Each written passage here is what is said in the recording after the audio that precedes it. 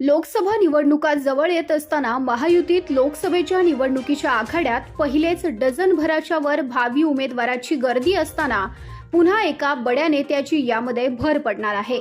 माजी मुख्यमंत्री अशोकराव चव्हाण यांचे जवळचे समजले जाणारे डॉक्टर अंकुश देवसरकर हे महायुतीकडून हिंगोली लोकसभा निवडणुकीच्या रिंगणात उतरणार आहेत। माजी मुख्यमंत्री अशोकराव चव्हाण हे भाजपात गेल्याने त्याचा हिंगोली लोकसभा मतदारसंघात महायुतीला फायदा होणार असून डॉक्टर अंकुश देवसरकर यांच्या नावाने चर्चा महायुतीतल्या गोटात होऊ लागली आहे।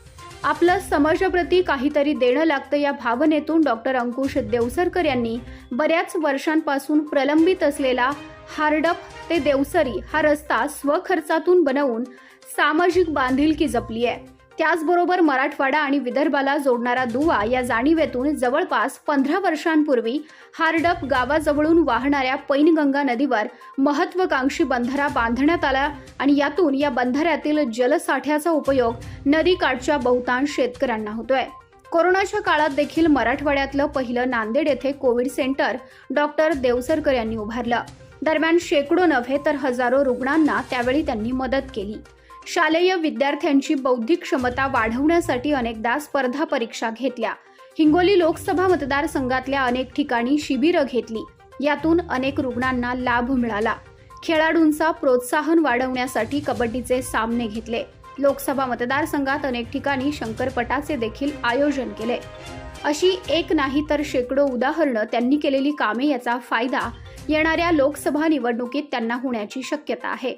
हिंगोली लोकसभा मतदारसंघातल्या प्रत्येक तालुक्यात त्यांचा दांडगा संपर्क असल्यानं याचा फायदा लोकसभा निवडणुकीत होण्याची शक्यता आहे। डॉक्टर अंकुश देवसरकर हे माजी मुख्यमंत्री अशोकराव चव्हाण यांच्या जवळचे मानले जातात। अशोकराव चव्हाण भाजपमध्ये गेल्याने डॉक्टर अंकुश देवसरकर हे आता महायुतीत राहून हिंगोली लोकसभा निवडणुकीच्या रिंगणात उतरण्याची शक्यता आहे। डॉक्टर अंकुश देवसरकर हे काँग्रेसमध्ये असताना त्यांनी लोकसभा निवडणूक लढवण्याची तयारी दर्शवली। त्यानंतर त्यांनी त्याच झपाट्याने संपर्क देखील वाढवला। आता डॉक्टर अंकुश देवसरकर मात्र महायुतीमध्ये त्यांनी कामाला सुरुवात केली असून महायुतीच्या माध्यमातून पुन्हा झपाट्यानं त्यांनी कामाला सुरुवात केली आहे।